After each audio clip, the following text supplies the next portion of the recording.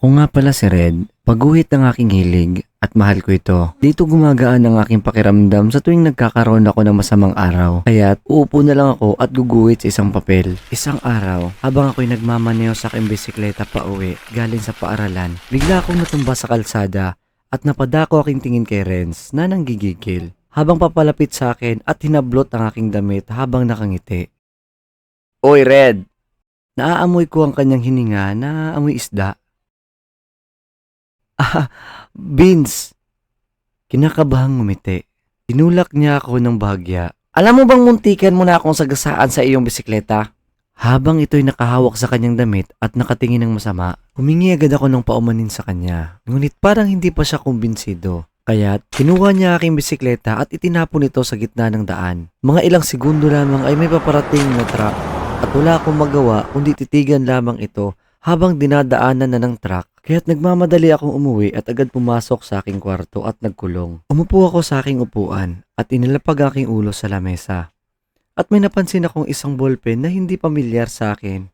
Kinuha ko ito at kumuha din ako ng isang pirasong papel sa aking bag at nagsimulang gumuhit ng isang bisikleta. At bigla kong naalala ang aking lumang bisikleta. Ako'y namangha sa magandang ballpen na ito dahil napakaganda. Isang oras ang lumipas, bumukas ang pinto, pumasok ang aking inay. Riyan anak, alas 10 na ng gabi, matulog ka na, may pasok ka pa bukas. Opo, Nay. Nay? Binili niyo po ba tong ballpen?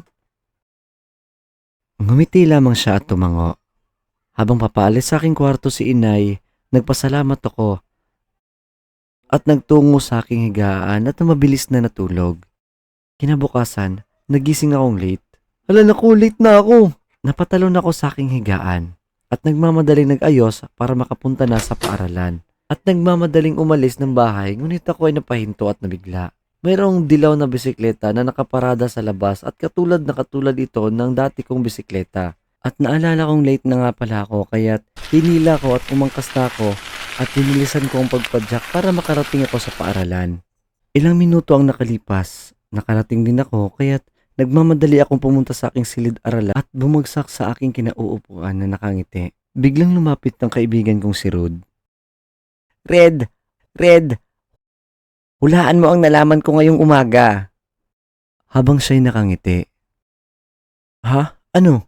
Nagtatakang wika ni Red. Nalaman ko kasi na si Renz ay takot pala sa payaso. Ang galing, di ba? Pwede natin siyang iprank ngayong Halloween night. Napatingin ako kay Renz na busy sa ibang kaklase namin. Takot pala siya sa payaso ha. May naisip ako. Habang nakangiti at kinuha ang ballpen. Kumuha ako ng isang papel sa aking kwaderno at nagsimulang gumuhit ng isang payaso na nakakatakot. Kinuha naman ito ni Rod at pumunta kay Renz na iniabot na may kalahating papel na nakaguhit ng isang payaso. Nakita ko si Renz na isinuksok niya ito sa kanyang bulsa at hindi man lang nagatubiling tignan niya ito. Nagpatuloy lamang ito sa pakikipag-usap sa aming kaklase. Ayun! Nag-high five kami at sabay kaming tumawa. Pagkatapos ng eskwela, umuwi na si Renz sa kanilang bahay at isinira ang pinto. Hoy tanda, nakauwi na ako! Sigaw nito sa kanyang ama habang sinasara ang kurtina dahil madilim na sa labas. Napamura si Renz at pumunta sa kanyang kwarto. Tinapon ang kanyang bag, umupo sa kanyang higaan habang nanonood ng TV at pinapalakasan ang kanyang volume. Naalala niya na bigay pala ito ni Rod sa kanya kanina.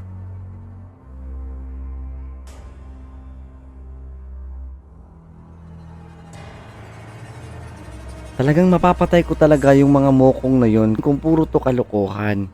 Nang binuksan niya ang nakatiklop na papel, ay agad ng laki ang kanyang mga mata. Nakita niyang isang payaso na may halong nakakatakot na muka. Nagmamadali itong itinapon ang papel at biglang gumalaw ang pintuan sa aparador.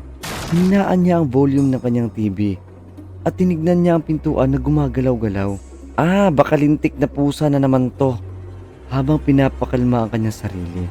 At bigla na namang gumalaw at gumalaw muli ito kaya't tumayo siya at dahan-dahang lumapit sa kanyang aparador. Lintik na pusa talaga to. Kaya hinawakan niya ang pintuan ng aparador at handa ng pagalitan ng kanyang pusa. Ngunit nanlaki ang kanyang mga mata na may halong takot dahil nakatayo doon ang isang payaso na nakakatakot. Hey kaibigan, ba't nanginginig ka? Kaya't napaatras si Renz at natumba ito sa kanyang higaan at hindi makagalaw sa takot.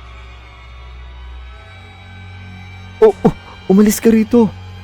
Sigaw nito sa payaso. Gusto mo ba nitong pie? Habang hawak-hawak ng payaso ang mapulang pie, sumigaw si Renz sa kanyang higaan habang papalapit na papalapit ang payaso sa kanya. Samantala, sa bahay ni Ren, habang ito ay nakangiti at hawak ang isang pirasong papel na may lamang guhit ng payaso na nakakatakot na mukha. Ito ay naglalarawan ng payaso na nakatago sa loob ng aparador ni Renz at guhit ay papalapit na papalapit kay Renz habang takot na takot si Renz na nakatalikod. Hindi ako makapaghantay na tignan ang pagmumukha ni Renz pag nakita ito sa ilalim ng labesa niya. Habang ito inilalagay niya sa kanyang bag, kung alam niya lang na si Renz ay hindi na babalik sa paaralan at sa buhay niya.